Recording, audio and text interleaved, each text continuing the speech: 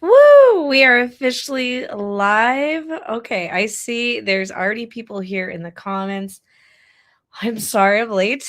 um, for those of you who don't know, my husband works night shift, so getting my toddler down to bed is sometimes a task, and I scheduled this live stream for 7:30 about a month ago, and that seemed like a good idea at the time. And uh this week she's been going to bed closer to like 8 or 9 o'clock, just because we've been so busy. Like, it's not that she's fighting going to bed, it's just that we've been so busy that sometimes by the time she's getting ready for bed, that's just how late it is. So if I'm out of breath today, I apologize. I am much too pregnant for all of this. I am trying to pull up the live stream on my other computer because it'll be quicker and easier to see comments that way. But if you are here live, make sure to say hello. I feel like it's been so long since I've gone live just on my channel with everyone. I do a lot of live streams with YouTube members, but not a ton, just you guys. So yay. Let's see. So everyone who's here, we've got Henry, Maria, we've got Shoeman. um, so thank you everyone who's tuning in live. So today is a book signing as well as just a regular old Q&A. So if you have any questions about anything, I assume most of them will be like self-publishing related, just drop them in the comments below. I will try to get to them as I can. But I'm also here to sign books. Anyone who gets, oh my God, pregnancy brain. Anyone who purchases a book either during the live stream or before the live stream, I'll be signing it live here on the live stream. So my website is stoneridgebooks.com. It's also linked down below of this live stream. You can see all the books that are for sale, and they're all at a discount right now. The discount ends the 25th, so there's only a few more days left. And when the discount ends, I'm also going to be kind of sort of shutting down my store and not taking orders anymore, because I'm going on maternity leave. As of right now, I am almost 36 weeks pregnant, and I'm feeling it. I'm kind of wishing I had this live stream earlier, but I also had the flu like a month ago. And then after I had the flu, I had a really bad sinus infection. And if I sound stuffy still, that's why. I do not recommend getting sick while you're pregnant because you can take like nothing. And it's just a lot of suffering. So yeah. Gosh, I don't even know where to start. This is the least prepared I have been for a live stream in a while, mostly because I'm just showing up after wrestling with a toddler who bumped her head right before going down to sleep, which I always feel awful if she gets hurt right before it's time for bed, because now I know it's going to be that much harder to get her to chill and actually be in bed. Yeah.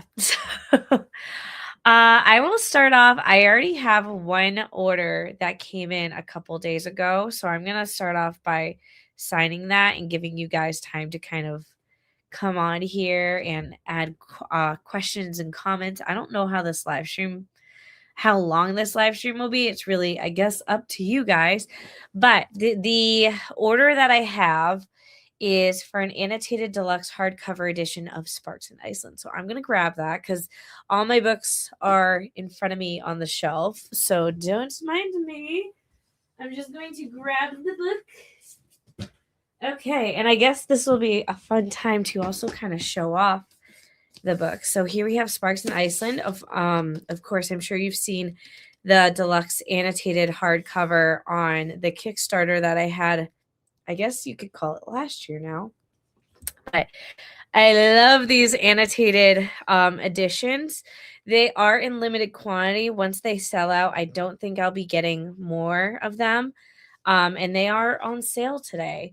So yeah, this one is for Linda. I'll be signing it in a little bit. And I just love taking off the jacket and showing off the holographic case laminate. And then also the end papers, which are all these like doodles and illustrations of Iceland. I'm so obsessed with this book. And it also has a ribbon bookmark. And because this is the annotated version of the book, we have tons of different annotations in the margins and underlining, and of course these sprayed edges. Um, it's kind of meant to be a continuation of the front cover with the northern lights, and then I also just added stars just to be fun. So yeah, I had so much fun designing this, you guys. Like, oh, I cannot describe how much fun it was just to make this book. And then it also has some photos, and they're in full color. The special edition paperback, the photos are in black and white, but in the hardcover, they are in color and they're beautiful. I printed this with Book Vault. So I have a whole bunch of videos on Book Vault and on my process with doing the Kickstarter. I had a really great experience with Book Vault. I had 0 issues in terms of like printing quality. Oh my God. Like, look at these chapter headers. Sorry. I'm gushing about my own book, but that's just because like I think like as an indie author, it's not often you're able to have like really cool special editions of your book. And that's what makes the Kickstarters so awesome, is that you are able to do really fun stuff like this. And I wouldn't be able to afford this if it weren't for the fact that we did the Kickstarter.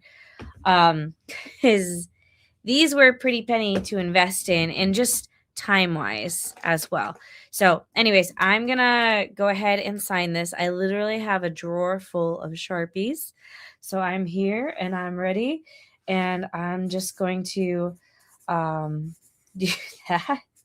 I always feel weird signing live. I'm always nervous I'm gonna like mess up my name as I'm talking because I feel bad leaving some dead air. But here we have the signed book. And I will probably just print out, actually, you know what? I'll print out the shipping label now, but I'll put it in its package later, because that can sometimes be a slightly complicated process. But let's see. Shoeman says, I self-published a children's books years ago and haven't marketed at all. I made like $200 off it. I wonder what the potential is if I hypothetically would have marketed more active. Oh my gosh, I can't talk tonight. So children's books are really hard to market because it's like you're not doing as much well, you can do digital marketing with a children's book. However, I think the most effective marketing with children's books is to do like in-person events, whether that be doing vendor fairs and setting up a table at a vendor fair, or like going to schools. That's probably going to be your best bet. Yes, you can do digital marketing like online and doing ads and kind of marketing the traditional book way. But I think when it comes to marketing children's books, you have to be very specific with that and market it like a children's book, and really just lean into that, really embrace it. And that's why I kind of wrote one children's book. I have Mr. Moon's Big Move. I love that book. I illustrated it myself. I had a lot of fun doing it, but I don't market it. And that's because, one, I'm not a children's book author. That was more just like a passion project for me. But two, um, it's a lot of like, when you write a children's book, you have to be like fully dedicated to it, because it's just such a different type of marketing if you want to do it successfully. Okay, so moving on. How are you feeling? I assume this question is just in terms of pregnancy. I'm feeling honestly really good right now, because December was really, really, really hard. I had all these big lofty goals for December because I was wrapping up on work. I didn't plan on working in the month of January, but in the month of December, there was just a lot going on with my family and there I don't want to go into it, but there was just a lot of stressful stuff going on with my family, and then immediately following that, my husband got the flu, I got the flu, my daughter got the flu, and everyone recovered from it basically except for me because I was very pregnant and couldn't really take a whole lot. And then when I finally recovered from the flu, I got a sinus infection that I think was actually worse. So now that that's done, and literally it was not until last week that I felt like I was no longer having sinus pain. Um, Now I feel a lot better. And now I'm just trying to play catch up. Um, because as much as I want to say, like, oh, just don't work in the month of January, the reality is I'm self employed and things have to get done. Um, or maternity leave is going to be really messy for me. Like setting up stupid things like an out of office message, closing down my signed bookstore. Um, like there's other things I need. I want to finish the first draft of this book that I'm writing, Project Italy, that needs to get done. Mostly because I'm afraid if I don't finish it before I go into labor, when I come back to the manuscript, I'll feel like I'm starting over, and that is terrifying. So yeah, it's just been a lot, but now I'm feeling a lot better. Like I'm feeling productive. I've been pre-making a bunch of freezer meals, so I have food to eat postpartum, and I've been like day by day just dedicated cleaning to one room at a time. I'm in the middle of cleaning my office. So if you look, it probably looks like a mess still, but yeah, it's kind of a hot mess. My first step to cleaning the office was to empty a lot of boxes and bring those out to recycling. That's basically all I did one day. And that's just how many boxes had piled up in my office. So, yeah, but I'm feeling a lot better. Um, Getting like a little anxious about the reality of having two kids, but feeling much more prepared than, I'm probably about as prepared as I can be. Let's just put it that way. Let me not I'm skipping a question only because this is on the same subject. How long do you expect your maternity leave to be? I can't remember what it was last time. Last time I did a 3-month long maternity leave, but it was like a very loose maternity leave. And this time I'm doing the same thing. However, um my maternity leave is going to be pretty different in terms of the fact that I'm going to still be posting YouTube videos, but instead of weekly videos, they're gonna be, every other week or worst case scenario, once a month. So I pre-filmed, videos to come out every other week, but I also think it'd be fun to do, like, day in the life vlogs. Once, like, I get past the first month or 2, I wanna start vlogging because I think it'll just be helpful for me to have, like, a dedicated thing to focus on that's not being a mom. Because I know last time my biggest issue was I had gone from working what felt like 24/7 to not working at all and having a newborn and having my life completely flipped upside down, and it scared me. Like, I had really bad postpartum depression with my first pregnancy, and I'm really scared of that happening again, so there's a lot of stuff I'm doing behind the scenes to help with that. But one of them is that I do still plan on working extremely lightly after I get through the first month.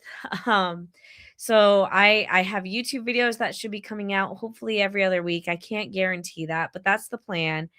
So it won't look hopefully too different for you guys, and I still want to post on social media if I can, just to keep a feeling of normalcy, because that's what I really struggled with last time, is that I planned to stop completely, and I think it made things feel a lot scarier because I stopped everything else, and then it felt like my life was over. And it felt like there was no light at the end of the tunnel, and I had no clue how to manage things, but this time I feel a lot more prepared. Um, so anywho, going back to the other questions, what are your thoughts on TikTok marketing? It feels like it takes forever to get your books on the For You page. I have done so much research into all the different strategies and everything that you can do for TikTok. I personally think it's I don't think there's one strategy that fits all. Like, I've taken courses on getting book sales through TikTok. I have read books. I have watched all the YouTube videos on TikTok. And part of the issue is that I have a really hard time following through because um, really, my main platform is YouTube, and YouTube comes first and foremost, and after YouTube, it's just hard to find time for anything else. Um, so in my experience, I find the what's best about TikTok when I do post on TikTok is selling signed books through TikTok. I have not had luck just talking about my books on TikTok and getting more like downloads and Kindle page reads just by marketing on TikTok. I've had good luck selling signed books on TikTok, however. But I do think TikTok, when you are a brand new user on TikTok, especially selling something on TikTok, I think they're more apt to push your content, and then you get really excited, and then you make sales and you make money, and then like after a week or two they stop pushing your content, and then you stop selling books, and then you stop making money even though you're doing the same exact thing. That is the trickiest part I find about TikTok. I have not experienced any other social media platform that is like that.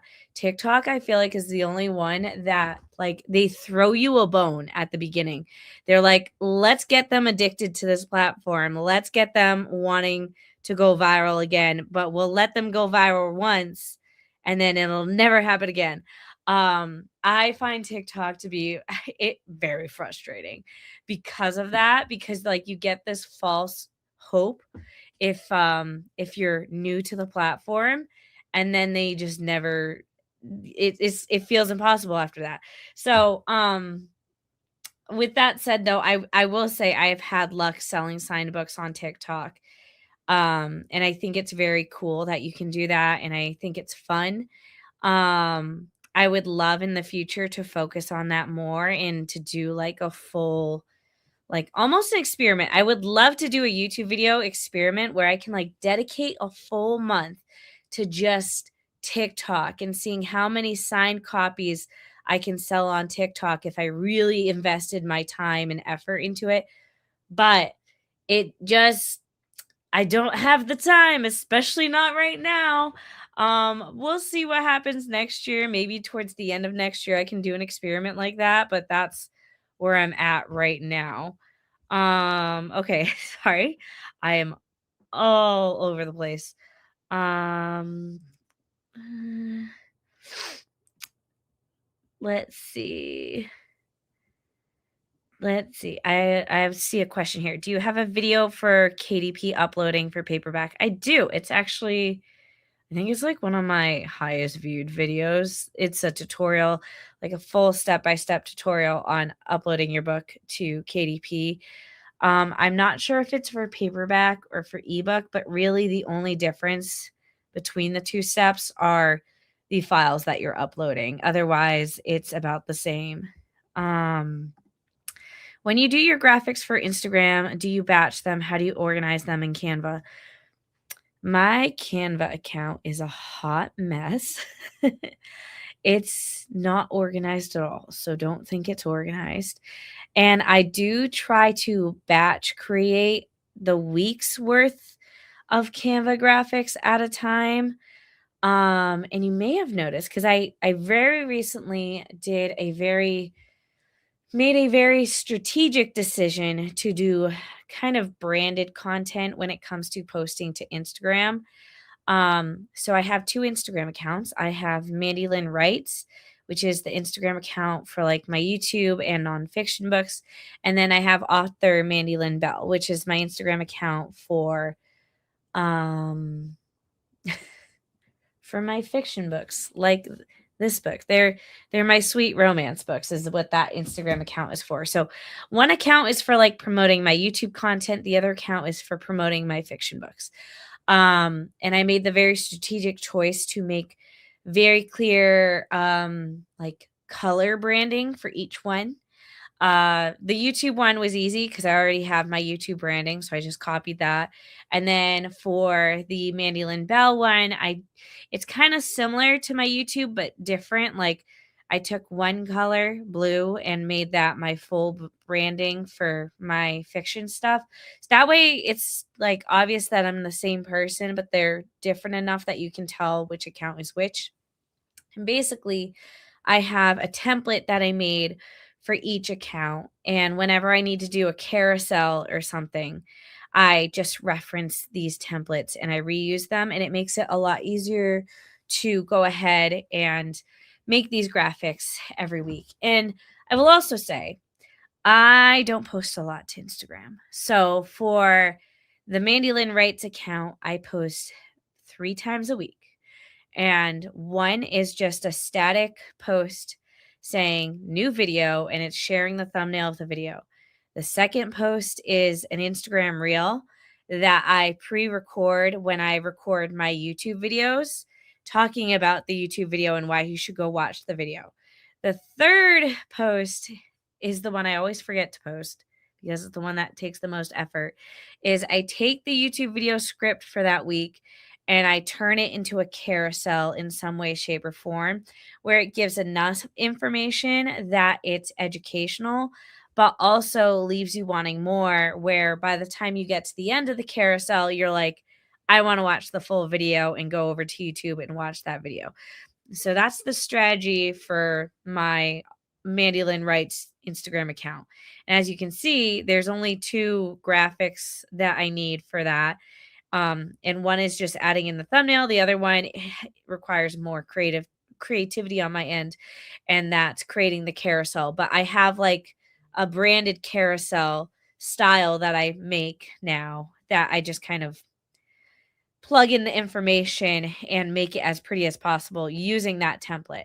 Now, the author Mandy Lynn Bell Instagram account, I'm still figuring out what I'm doing. I was really hoping before I went on maternity leave, I would have like a very established strategy like I have for my other account, but I truly am just winging it. I have a branded carousel. Um but that's about all I have.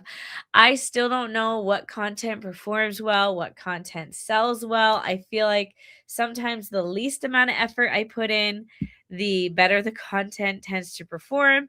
And then other times I feel like if I don't put in enough effort, it still flops. So the only thing that I've been doing consistently lately is I have this like how much writing did I do last week when I was blah blah blah weeks pregnant, and I do a photo of me with my bump, and then I have a photo every day that I took, and then I just say what my word count was. It's not anything fancy, but it's fun and I think people like it. I like it. Like I find them very satisfying and easy to do.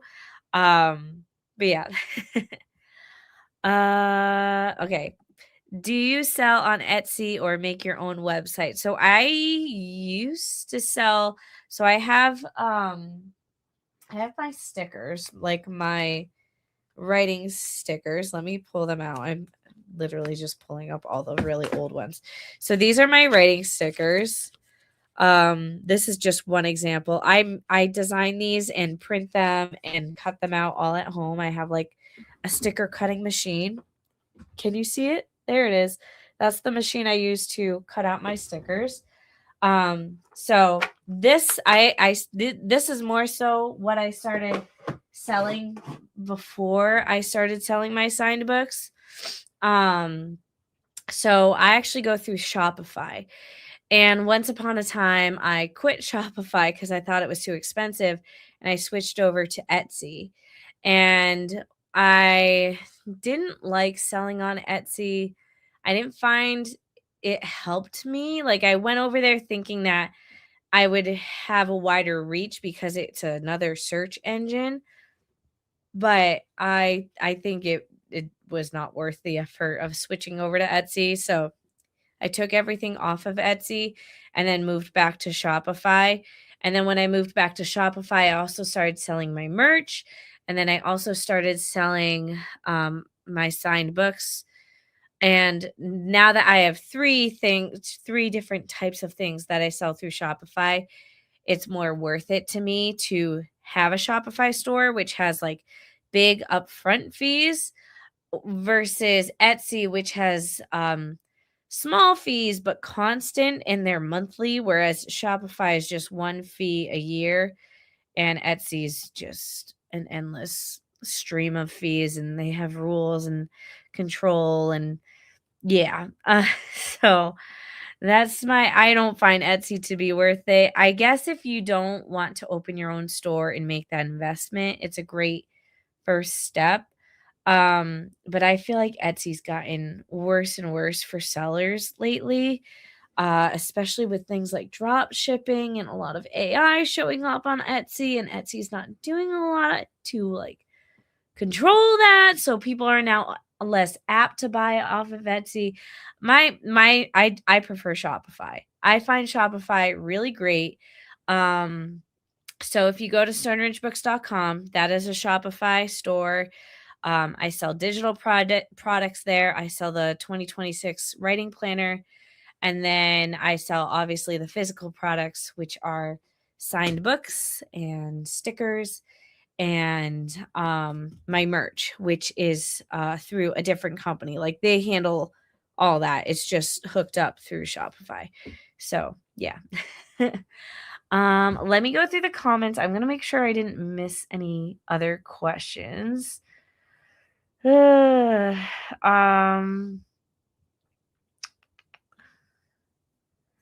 let's see. I don't think I missed any questions. Kate writing was just saying, I hope you have a village to help you while you recover from labor and delivery with 2 kiddos. I do have a village. The tough part about my village though is my village lives not close. So my family lives at least 45 minutes, sometimes about an hour away, depending on which route they take to drive, or I guess weather also, because it's winter and it's been very unforgiving lately with the storms. So that's my half of the village, and then my husband's half of the village. They've been awesome, but also my sister-in-law just gave birth this past weekend. So obviously there's going to be 2 of us with newborns, which is so fun. But it does stretch the village thin. So um, it's been very fun though with being pregnant at the same time as my sister-in-law, and I think it'll be very fun having the 2 kiddos so close in age. It's also funny because my daughter um she is 5 months older than my sister-in-law's son, aka my nephew. So the first batch of cousins were 5 months apart in age, and we thought that was a close age gap. But now it's like 2 years later, and the next batch of cousins are going to be probably about a month apart. Maybe less. We will see. My due date is almost exactly a month away now, but my daughter came a week early, so I'm anticipating that my son will make an early appearance. I'm a little afraid he might end up being a Valentine's Day baby, and I'm not upset about that. I just don't know how complicated him having a birthday on Valentine's Day will be for his dating life. But it's funny because if you guys saw my first pregnancy announcement video with my daughter, when I found out I was pregnant with her, obviously I got the due date. My due date for my daughter was December 21st. And as soon as I heard that, I went, oh no, because my birthday is on the 4th of July. My mom and my aunt's birthday falls on a day that sometimes is Easter. So I was just like, there's a lot of holiday women in our family. So I right away was like, this is going to be a girl. She's going to be born on Christmas. And that's terrifying. And I did everything in my power to kind of encourage her to come early, and she did. She came a week early, so she was not born on Christmas, but she is still very much a little bit of a holiday birthday. You know, when you're born in December, you're basically born on Christmas. Um, so now I'm pregnant again and did the math again, and my due date's February 23rd. But I looked and like February 14th, I believe I'll be 28 weeks and 5 days pregnant. I'm like, that's seeing as I went into labor at week 39 last time. It's not out of the realm of possibility. So we will see. I think it would be very fun to have a Valentine's Day baby. I just don't know how he'll feel about it, but I guess he would have been the one to choose that birthday at the end of the day. Oh, let's see. I see Renee says, I have a Valentine baby. It's so bittersweet. I think that would be so fun. I think like I would be overjoyed, especially since I would also no longer be pregnant. Like I am so ready to not be pregnant anymore. I am uncomfortable. I think, I did not properly enjoy my first pregnancy, or I did. I very much enjoyed my first pregnancy. However, when you're pregnant the first time, when you're tired, you can take a nap. When you're tired, you can sit down. When you're pregnant the second time, there's like a little toddler that just never stops bothering you. Um, and I love her to death, but my goodness, she is going through a regression right now. It happened after she got the flu. We went through a ton of odd, weird regressions um, after she got sick, which I totally get. But now I think it's more related to I think she can tell that things are about to change, and we're going through a different set of regressions. One of them being that she needs to be held 24/7. She used to never be like that. Um, and I'm just like, this is not going to be fun when I'm postpartum and have a newborn that has to be held and a toddler that wants to be held. And yeah, we'll just, we'll see how this goes. Um, so yeah, but yeah, very excited. Feel like I was gonna say something else, but I totally went off topic. Let me make sure that there are no orders that I need to fulfill while we're live. No, okay, we're good. I wasn't sure how this digital book signing was gonna go because I did not have the energy to market it a whole lot, so I don't know how many people actually know about it. But I am very thrilled to be here and be live with you guys. Um, Let me know if you guys have any other questions. I see, I love that your kiddos have close in age cousins. I loved growing up with mine. I think it's so much fun. They are so cute together. Um, so the two cousins, my daughter and then my nephew are so adorable together. Um, they just like they talk to each other and they will literally ask us to call and FaceTime the other all the time. Because I FaceTime my husband when he's at work, especially since, it always is around dinner time. My daughter starts asking for her papa, being like, talk to papa, and we'll FaceTime him. But she'll also do that with her cousin. And it's so cute. And they just like talking to each other and sticking their tongues out at each other. And we meet once a week and do like crafts together.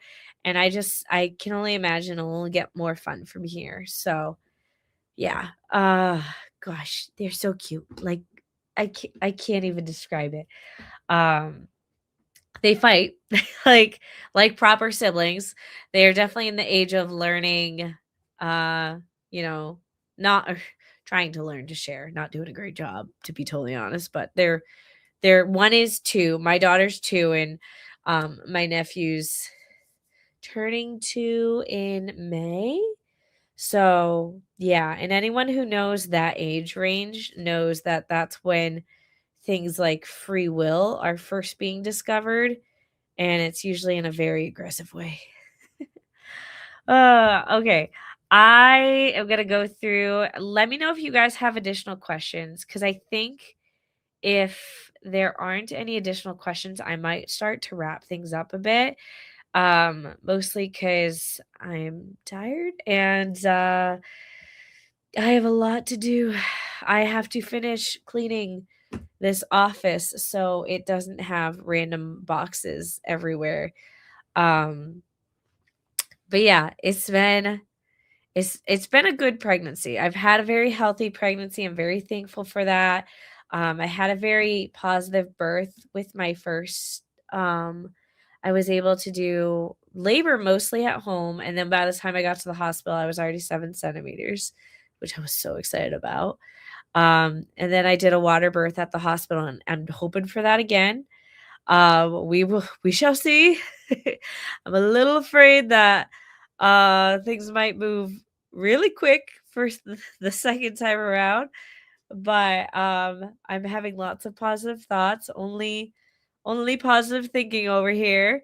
And yeah, I'm sick of being pregnant. Sleeping is officially uncomfortable and no longer satisfying, and I know that the newborn stage is going to be something else, but I'm hoping that this time around it'll be much more positive than the last time.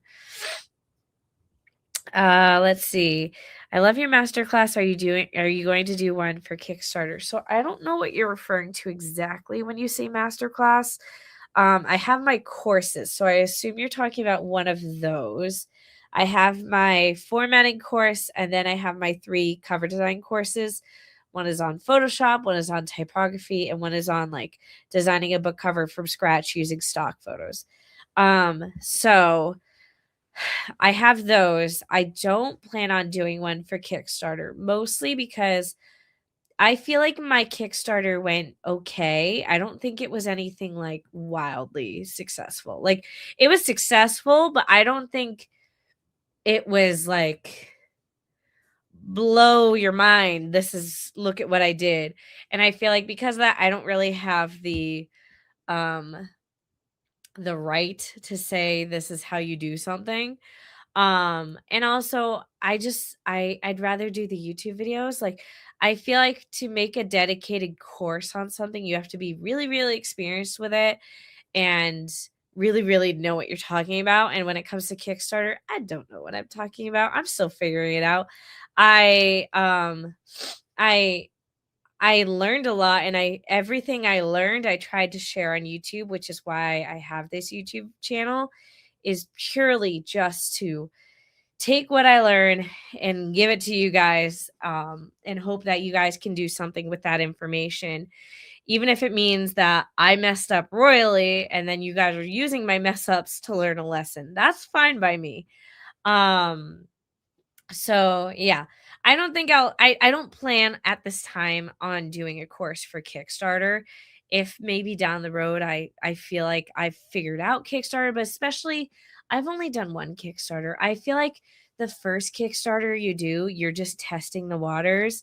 And then like the second Kickstarter, you're like, okay, let's take everything that I learned the first time and apply it. And then maybe by the third or fourth one, you're like, I know what I'm doing now. Here's how you do a Kickstarter. So yeah. And honestly, I don't know how like my next Kickstarter is gonna go. I have a pre-launch page for Project Italy. I think it's linked. Actually, I don't think it's linked below for this video. But if you go to my Kickstarter, you can find it. Um, So I'm trying to obviously promote that as I'm still actively writing the book. And I hope that probably sometime this year, late this year, I will have that Kickstarter. And I'm doing a lot of things differently. I'm doing some stuff the same, but I'm really just, again, testing the waters. I don't know if Kickstarter is a platform that's really like super appropriate for the genre that I write in. I truly feel that Kickstarter is really, really good for people who write fantasy, and I don't write fantasy, so it's a little bit harder to like hone into the right audience, but they're still so much fun. So, as long as they let me do fun stuff like this, an annotated deluxe hardcover, then I guess you'll find me on Kickstarter. Um, yeah, and then KH writing just said, I wish you a safe and easy labor and delivery for you and baby boy. Yeah, thank you so much. I am I am looking forward to my labor. I'm one of those weird people. Um, I did a lot of research on hypnobirthing with my first, and I like fully went into it, went in the zone. Um, and I hope I can do that again the second time around. I think that I was just very not mentally prepared for life with a newborn, and also I had a lot of things working against me. My daughter had a tongue tie and a lip tie. I didn't prepare at all for postpartum, and um I personally have a history of anxiety, so add in postpartum and it's just kind of a recipe for disaster. So this time around, I have an action plan this time around, which I didn't the first time. So I will probably share a little bit maybe on Instagram how things are going. So if you want to check in with me there, and then maybe eventually when I start vlogging again, I will probably talk about it there. Um I can't remember if I talked about it a lot the first time, mostly because it was one of those instances where I didn't realize how bad things were until I was out of it, and then once I was out of it, I was like, "Wow, I should have gotten help." So yeah, that's if you're if you're a mom to be and watching this, line up help for yourself because it's really hard to ask for help when you're in it. But if you line it up ahead of time, like finding a therapist or just telling your friends, I want you to come over and visit me whenever you can, like do that. Cause that at least that's what helped for me was I just need to be surrounded by people. I'm one of those weird people. I need people around me to feel good. And because postpartum is a very lonely experience, that's was also another issue. Anyways, I think I'm gonna wrap things up now. We've been live almost for 45 minutes. I think I got through all the questions. And if I see other questions come through on the replay comments, I will try my best to go in and answer them. But otherwise, thank you all so much for tuning in for this live stream. It is my last live stream for who knows how long. And then also, if you haven't yet, make sure to shop the signed book sale. There's a ton of sales on all the signed books going on, from the annotated deluxe hardcovers to just the regular old paperback books. The last day to shop is the 25th. And then after that, I'm shutting the store down because I'm too pregnant to deal with shipping. Um, but yeah, if you want to stay in touch, make sure to head over to my Instagrams. We have Mandy Lynn Writes. That's my Instagram for YouTube. And then we have the author Mandy Lynn Bell. That's my Instagram for my fiction books. That is probably where I will announce the birth of my son when it happens. I won't be sharing photos of his face, but I will announce it, and let you guys know if it all went well, which it will. It will. And then yeah, everything on YouTube that you see though, unless it's a vlog, is pre-recorded content. So, um, like I started pre-recording back in like October. So you might see a very less pregnant Mandy posting videos in the next upcoming months. Don't be confused by it. I pre-filmed a lot of content for you guys, so I didn't just disappear into thin air. Anyways, that is it for this video. Thank you all so much for watching, and I'll see you in the next video and eventually in another live stream. All right, bye.